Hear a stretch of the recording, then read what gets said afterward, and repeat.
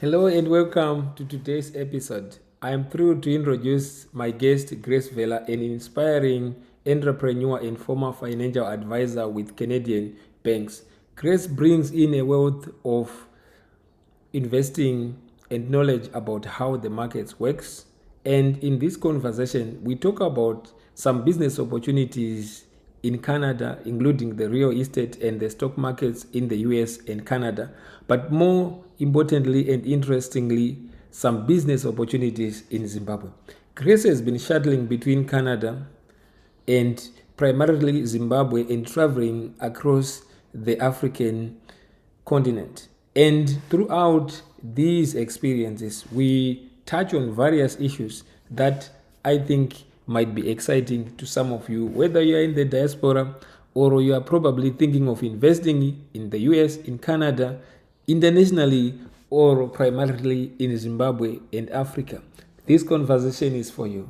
So sit back and watch and enjoy, but also make sure you subscribe and you follow me for more riveting conversations I will be sharing as I travel across the world, bringing this to you guys right in the comfort of your homes. Enjoy, and I will see you in the next one. Hello and greetings, my friend. It's nice to meet you again here in Harare. Yeah. The last time we had this conversation, we did it via the Zoom, but you were still, I was in Canada Yes. and you were here in Zimbabwe. Correct. So I've had the privilege of knowing you for some time now. And today we are going to have a conversation about opportunities of making money here and also learning about your experience having been based in Canada and now mostly shuttling between Canada, Zimbabwe, and other parts of the world that you've been doing. Yeah. Grace, my friend, welcome.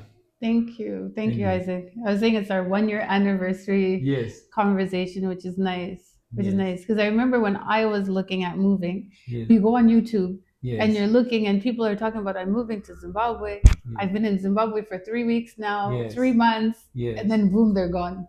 You know what I mean? Exactly, You never yes, hear from them again, like what happened. Or exactly. I think very few on Yes, very YouTube few. can be like Yes, 1 year in, yes. this is where I am, or this is what I'm doing. Yeah. And I'm So just realizing this is 2 years. Yeah. Because the first yes, time we spoke, that was yes, my 1 year anniversary. yes. And So then there's this been would be my another year. second year being So here in Zim. we Yeah. flew in from Canada on Tuesday. We arrived here on Wednesday.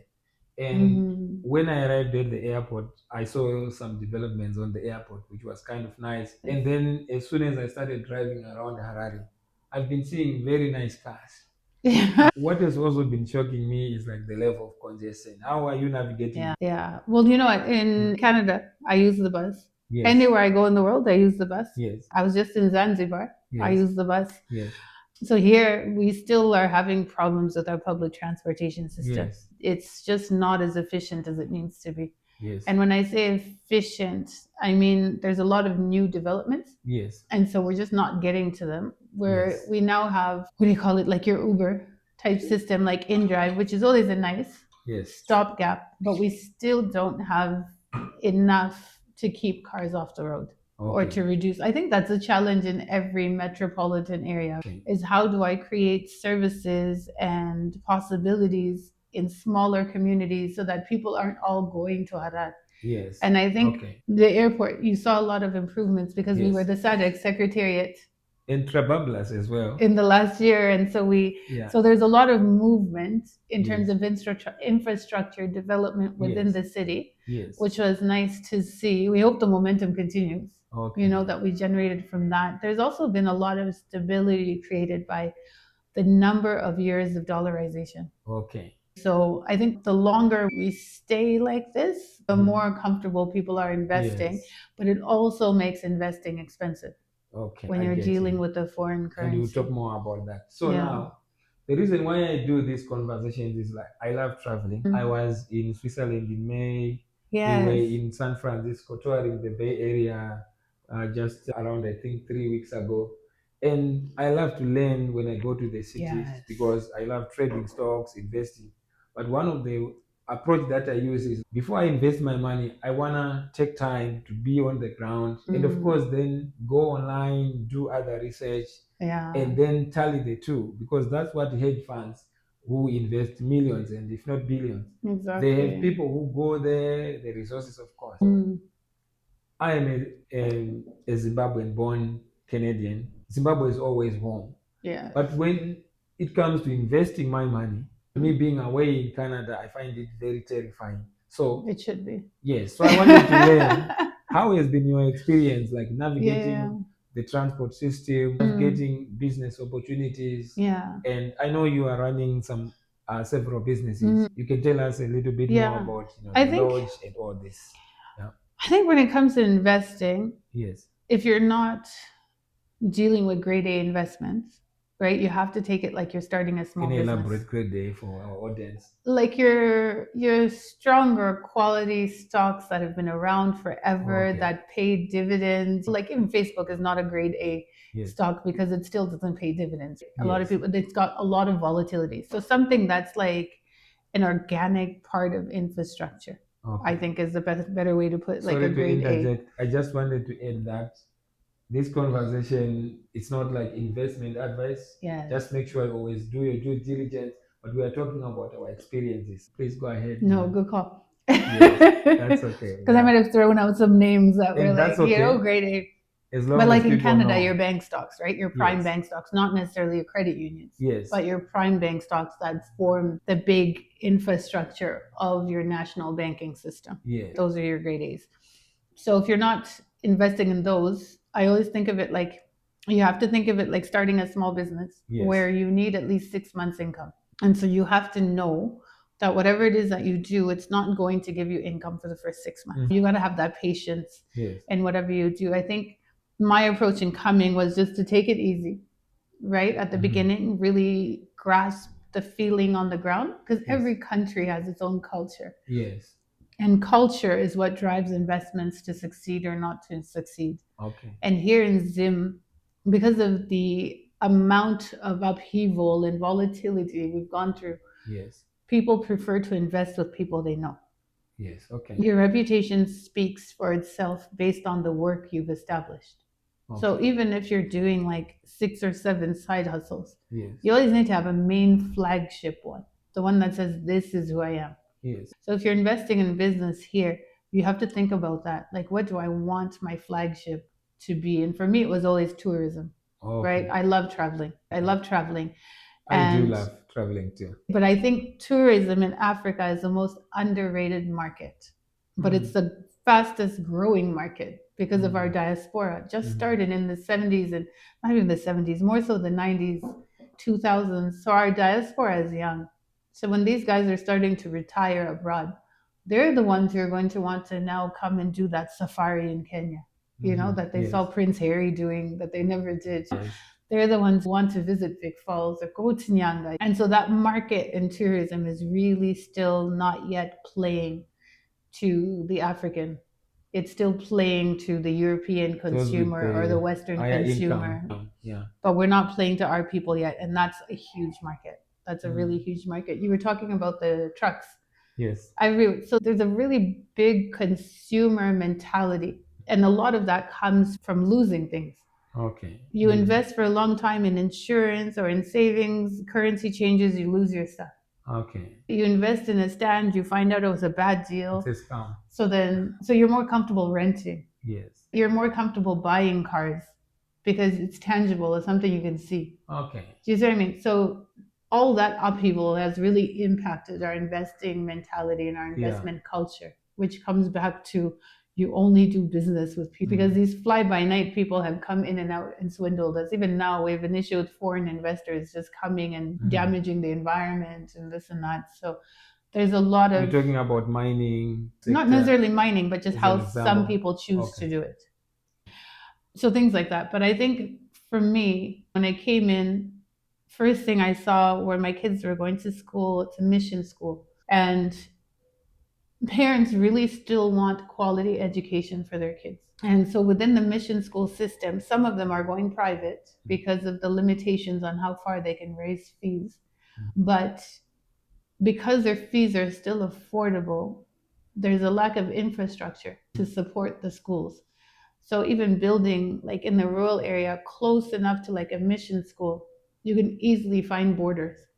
A lot of people are now looking at building student housing in town like by UZ or whatever, but they're underestimating the potential at mission schools. Okay. Because even St. Faith's, when I was driving up to where my mom is from, the road to, they again, their boarding facilities overfull. Yes. And so you have a lot of parents who are willing to pay for their children to board Mumamisha like close to the school. Okay. As long as they know that they'll be well taken care of. It's close enough walking distance to the school, but they're looking for places to put their kids, right? And even when those parents visit, I was just in Chegutu yesterday at my uncle's plot. Yeah, and Chegutu is a like, city, right? Yeah, it's like 100 kilometers from Harare. From Harare. And there's a really nice boarding school there that's popular with parents. What's the name of the school? It's Mother Touch. Mother Touch. Called Mother Touch. Okay. Yeah. And so, again, there, when parents come to visit for a school visit day, they're coming from Bloyo, they're coming from somewhere South Africa even. Parents are coming from everywhere dropping their kids in for visit because I was noticing all these plates that were in Zimbabwe. Okay. Right? GP. Yeah. But there's no housing. There was no guest lodges in the area. Okay. Interesting. Do you know what I mean? So if you're going to start farming, think about building a guest lodge. Think about building something because wherever there's people, there will always be a market. I think that's a very good way of looking at it. But I wanted to ask, I know you run a lodge. Yes. How is it going? Do you have people who are coming from the diaspora or local? Yes. It's such a good market. So what our thing is about, as you deserve, Grace, our company, it's really about bringing things to the people. Okay. Whether it's investment advice, financial advice, or travel. We just think everything should be affordable for everyone. And that's how we've approached our lodge. And people are able to book now, pay 20% to hold their dates, and they can make payments monthly. Okay. Like we've had families of it's a 3-bedroom lodge. Yes. It's within walking distance, close enough to the rank. Nyanga is in the eastern part of Zimbabwe. Yes, it's about 270 kilometers from Harare, 100 from Mutare. How is the road and 100 from Harare? Straight tar to our place. You have 200 meters of dust. So even people who arrive late, it's perfect for them. We have families who use public transit to get there because they don't drive. And so we have our truck there that can sometimes help guests get around. But usually, to get from our place to Tropic, it's $1 ride by Kombi. But it's again another market where there's opportunity because if someone's at our lodge and we have our truck that they can use, but outside of our truck, there's no transportation that's taking tourists to these places close by. Okay. I can't recommend them to a travel company. Yes. And most people don't want to drive themselves. Yes. When they go into the national parks because they get lost. I've had guests call and say, oh, we ended up sleeping in the bush because we couldn't find the road and this and that. Even here, I have a driver who is driving me around. Exactly. Of course, in Canada, we drive and we keep right. Yes, we keep left. But the driving here, it's a different level. Especially in the city, in the city center, is quite extraordinary. This, in a way, disorganized, I would say, because it's the culture again. It's a culture. We have a lot of work to do on that culture of driving. We have a lot. These are just observations, and there are a lot of other good drivers there, but no, there's because I've traveled the SADC region quite extensively. We hardly have anyone in this country. We're 16 million people. Yeah. Dar es Salaam by its own is 6 to 7, 8 million people. Nairobi is 8 million. Their roads are congested like ours, but there's no level of accidents like this. Yeah. The amount of give way, it's just much more respectful. Everyone is in a rush and they want to go. We lack respect, I think, when we're on the roads. Yeah. And as drivers too, they lack respect for pedestrians, which it spirals. Yes. If you lack respect for any member of society, it's hard for you to pass that level of respect on to the next one. You start finding a reason. You're like, it's a Honda Fit. It's, you know what I mean? And all that, you just keep piling on disrespect when at the end of the day, just respect everyone, including yourself. Yeah. So anyways, that's a different lesson. That's okay. And for those who are enjoying this conversation, I think what I like about having this kind of conversation is that I know there are a lot of fellow Zimbabweans or other Africans or diaspora people abroad who want to come back to their home country. Yes. And usually it's a challenge because one of the key things that I'm learning here, I've been away for over 10 years. I somehow feel like, do I belong here? Don't I? Yes. And even the roles that I used to, Yes. the currents, even trying to recharge the phone, I struggle with that. Yeah. Right? And there's a local current and stuff. So it takes time to adjust, of course. But so for you, it seems like you have adjusted, you've made new friends here, you are starting to make some moves, investment moves.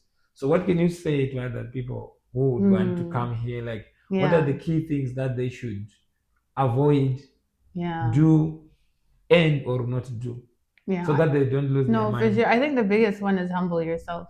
Okay. I've worked with a few clients because that's part of what I do with my coaching business. Clients that have been transitioning here to Zim. Yes. And biggest challenge they have is mindset. I don't know who put it in your head that because you're a cleaner in the diaspora, you should live in Borodale when you come to Zim. Okay. Do you know what I mean? Yes. And so that puts pressure on a person. The premium, like where the most richest. It has right. It has that aura of I've arrived. But you compare yourself to a doctor in Zimbabwe. Yeah. That's who's building there. A career lawyer in Zim. That's who's building there. Okay. But you on your cleaner wages in the diaspora are really struggling to push yourself to do that. No one in the area. So what kind of enjoyment are you going to have in the diaspora in Zim when you're surrounded by Juruwal in an area you know no one? Okay. And it's a completely different thing. So I think it's okay to think about where you grew up. Okay. Think of where you grew up and why you wouldn't want to go there. Okay. Or is there an area you're familiar with that you really use that as your guiding post for where do I want to build? Or even look at it like a snowbird in Canada. Okay. They don't buy in Florida and in Arizona, Mexico. Yeah. They rent. Yes.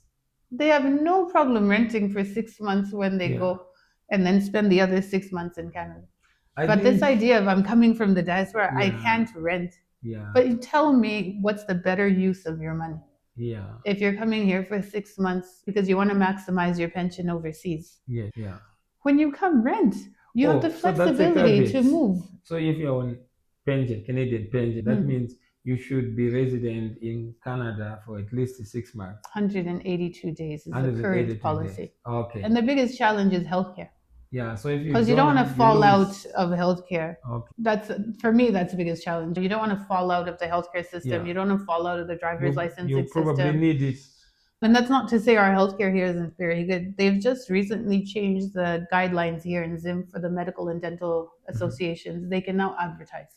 But I've heard a lot of horror stories. Not at all. I think Zim has one of the most underrated private healthcare systems. Private. But even within the public system as well, there's a lot of success stories we don't hear about. That's a beautiful thing to hear. Like I remember someone saying, what's it called? I have kidney issues. There's no dialysis in Zim, but it's absolutely not true.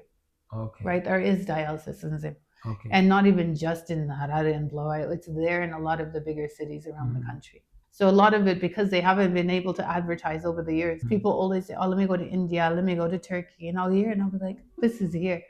And it becomes word of mouth for practitioners to get the work out that they're doing, for specialists to get the work out that they're doing. And so hopefully we'll see a change. Yes. Now that they are allowed to advertise, we'll start to see people understand what's available in Zim and start to use the services that are available here. Okay. That's one thing. But yeah, biggest thing to your question is humble yourself, take it easy. Don't be in a rush. Yes. Because a lot of people are in a rush. And let me tell you, when you're 65, you'll probably live for another 30 years. Okay.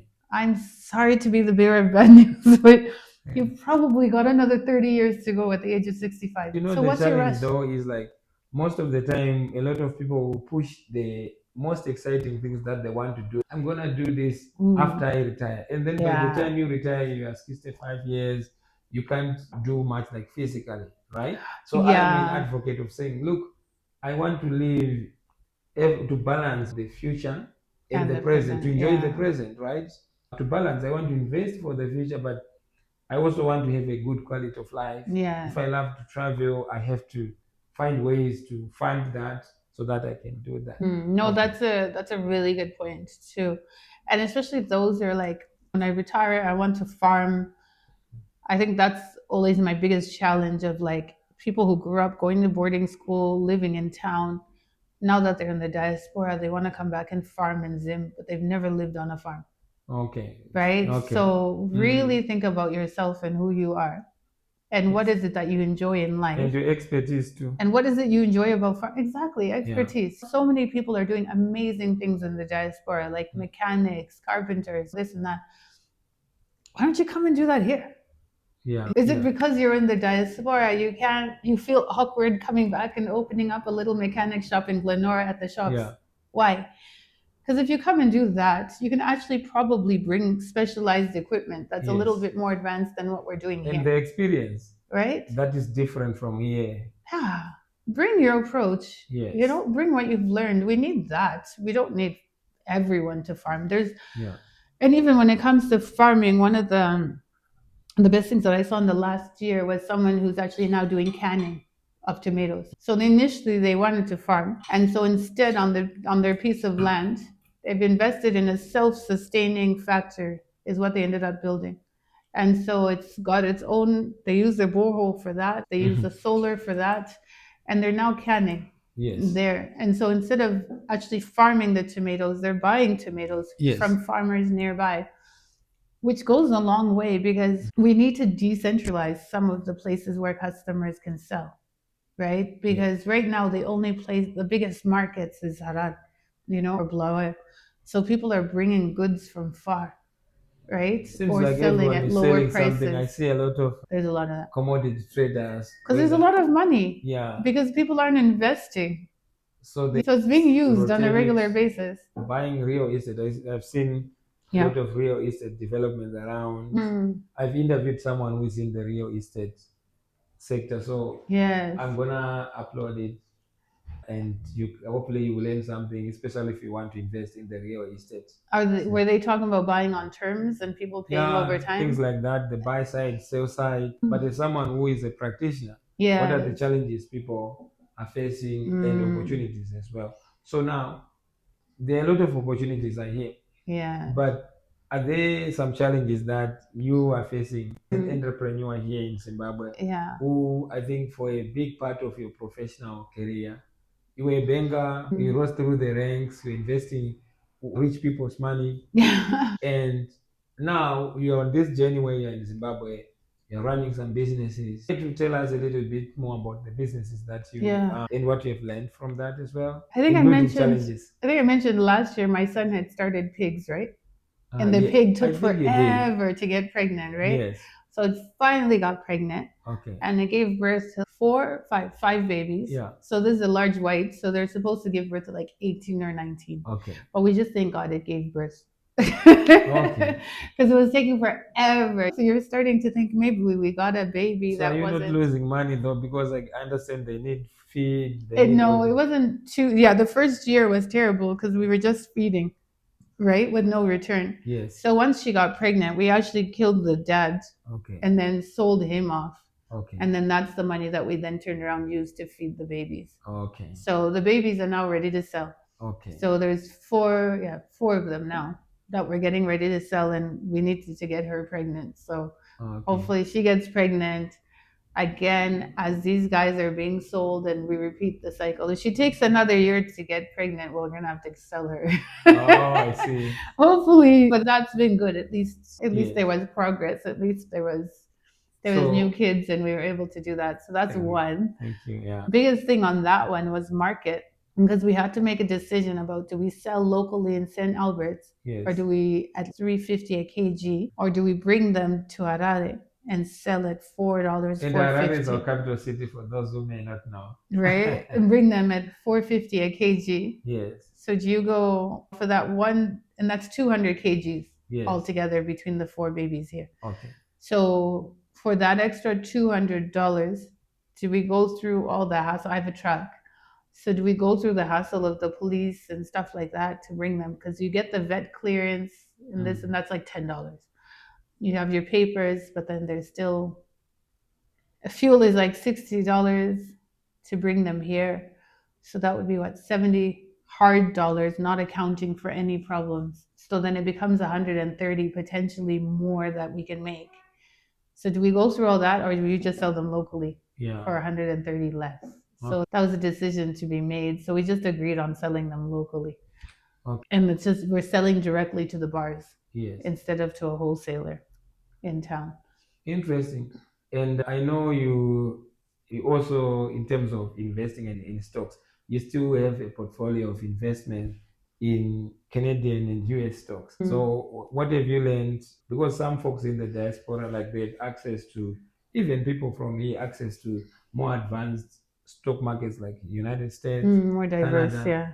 So now with the internet, you can still, if you're a long-term investor, for me, I don't check my investment portfolio every day, but my trading regularly do that. But that means you can still come to Zimbabwe, have access to internet, which is now readily available, and still be able to make money from the US, but living in a country that is relatively cheaper cost of living compared to the advanced countries. What's your comment on that? Has it been going so well? It'd be interesting to see what this would have been like at a time without Trump as president. Okay. Because every day now, even long-term stocks, you have to wake up and say, what did Trump say? Yeah.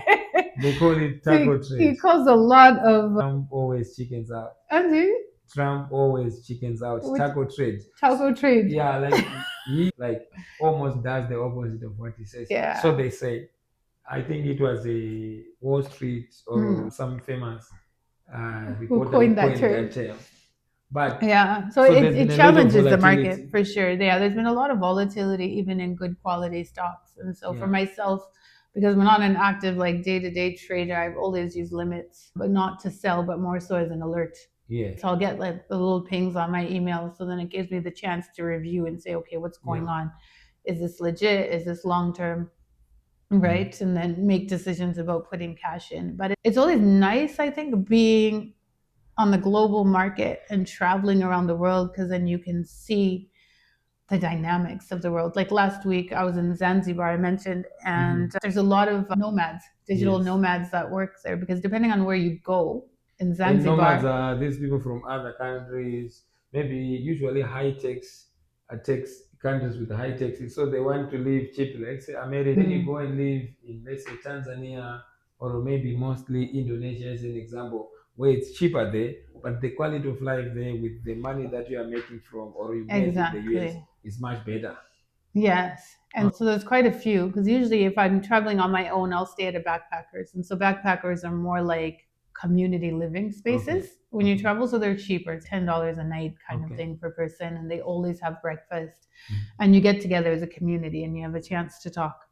And so if you want to go on excursions, you don't have to worry about, I'm a girl, I'm on my own. You can go out in a group. You meet people over time that way. And I was talking to one of them, he's in IT, and we were talking the same about investments. He's really into Bitcoin, and he works on blockchain. That's the actual work that he does, is in blockchain markets. And so we were talking about that, like, where's the next, how do you decide the next frontier when you're investing? I think a few years ago, maybe like a decade ago, it was, electric vehicles, right? So everyone was looking at what's in EV. And I've said to him, I think the best thing to do is always look at the fundamentals. I'm not a big... I think my economics background, my demeanor, my character, I've never been really good at speculative stocks. And so it's a matter of, okay, if you really believe in this, what are the background companies that will benefit from this? And so one of the things that came out back then was utilities. Utilities are going to enjoy a good ride, or software makers. They're going to enjoy the growth of electric vehicles, right? So you can pick from that base. Right? And say, but now though there is AI, now it's very easy to code. You just go on ChatGPT X, you say, write me this code or something, or develop this software. But it's easier said than done. Yes, but even ChatGPT, when you're looking at stocks and trying to decide like where to invest in that market, you ask yourself, who's the biggest beneficiary of this? And even 10 years ago, when we were talking about electric vehicles, it was software companies. Those were the ones, and then hardware companies. Those were the ones. But then it was hard to decide, okay, was Intel going to be the one that leads the way, or is it 3D or AMI? And there was a lot of amalgamation within the industry because they needed the capital.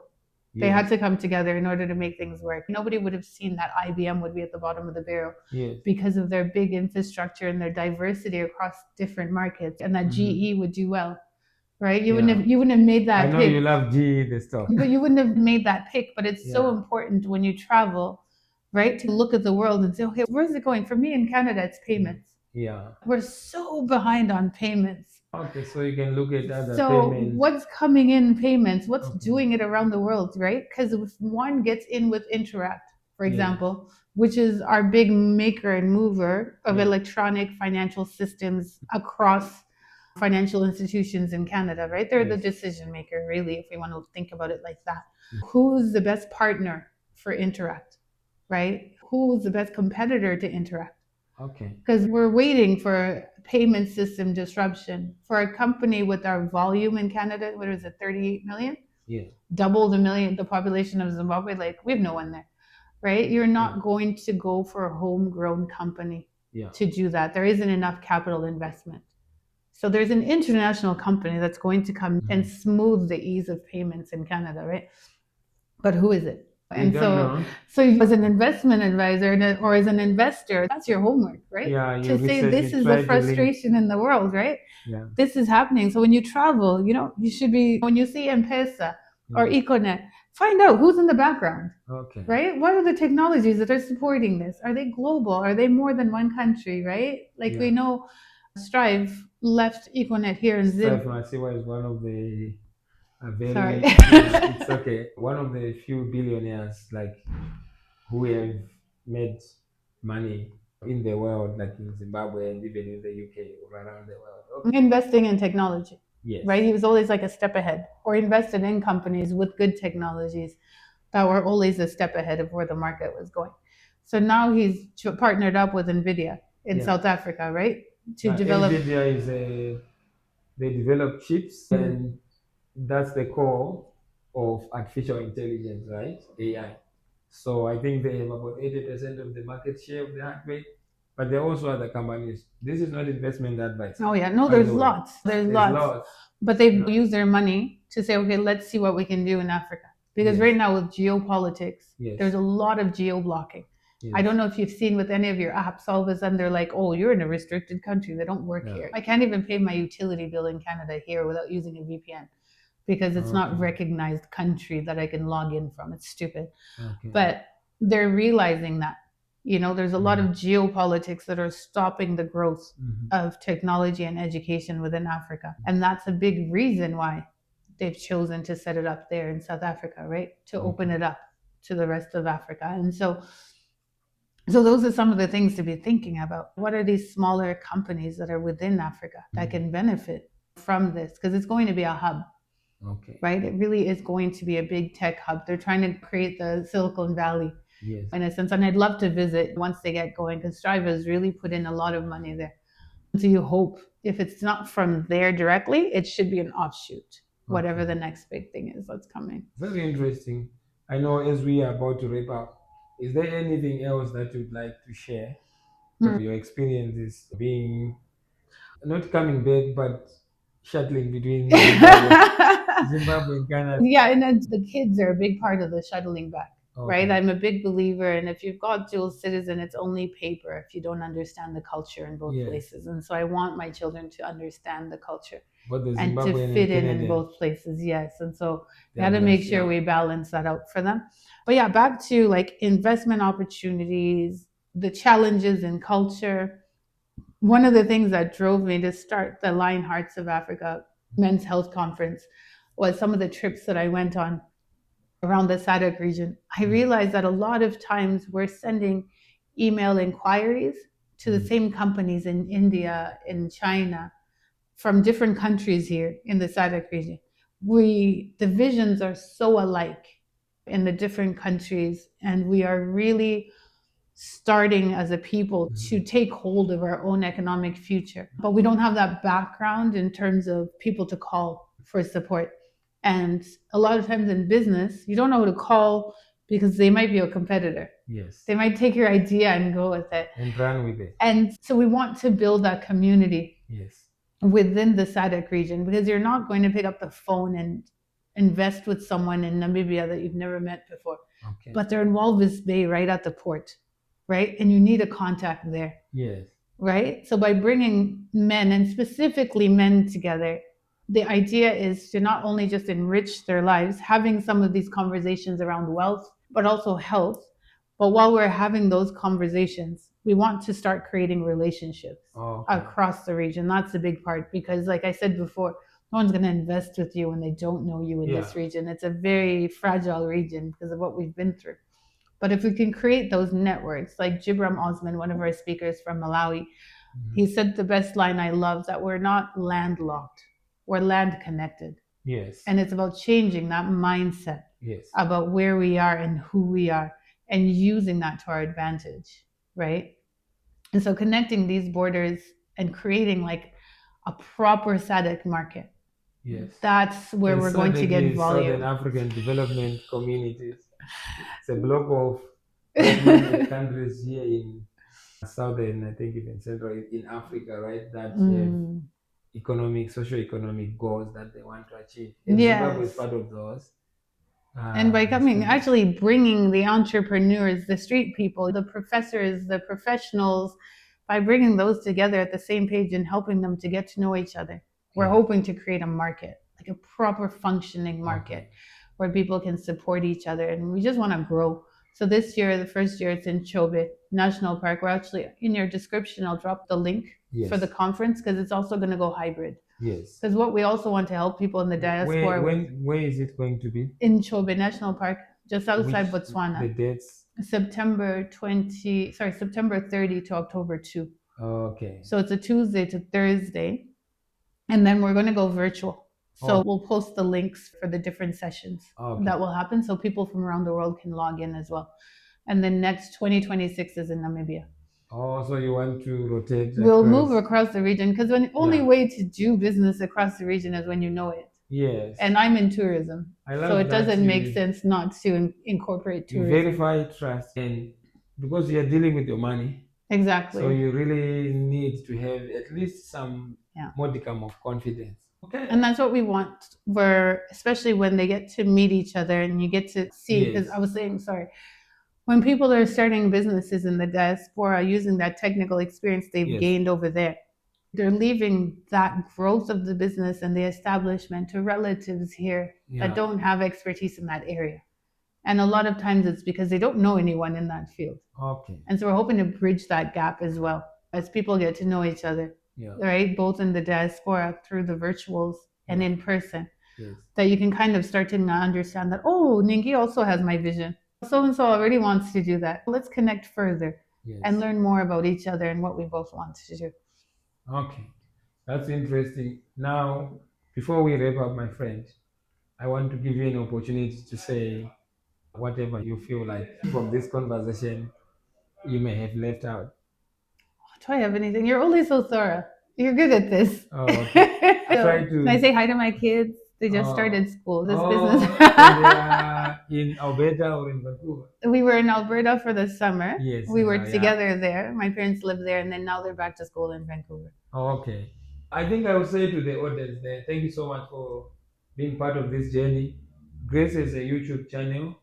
Yeah. What's the name of your? Deserve Grace. Deserve Grace. Is a YouTube channel. And make sure you subscribe if you find value on this. I'm going to be traveling around the world, meeting people like Grace, learning and sharing with you some of this. So that's the beautiful thing about the internet. Sometimes you may not necessarily have to go there physically, because you may end up paying a lot of things, tickets, hotels, but the internet brings it live to you. So make sure you subscribe, you follow us on social media. And if you get a chance, you visit Zimbabwe, reach out. I'm going to put the contacts. She's running a lodge. You can get accommodation as well. So that would be lovely. So thank you so much for tuning in, and we'll see you in the next episode. Bye-bye for now. Thank you for having me. Okay, thank you. And before you go, I want to personally invite you to join this journey with me. If you enjoyed this conversation and want to see more content like this, please hit that subscribe button and follow me on all social media platforms. Your support means the world to me and helps me continue bringing you these valuable conversations from around the globe. I'm also excited to share that I offer one-on-one coaching for those of you who want to dive deeper into investing, financial planning, and building wealth across borders. Whether you're in the diaspora thinking about investing back home, or you're looking to expand your investment knowledge, I'd love to work with you. You can book a coaching session with me at www.streetwiseeconomics.com. Let's work together to achieve your financial goals. And here's what's really exciting. I'll be traveling around the world, visiting different countries, meeting incredible people like Grace, and sharing everything I learn about investing, travel, finance, and my personal trading journey. I want to bring you along on this adventure, showing you real opportunities, real challenges, and real insights from the ground. So stay tuned, because there's so much more coming your way. Thank you again for being here, and I'll see you in the next one. Safe travels, my friends.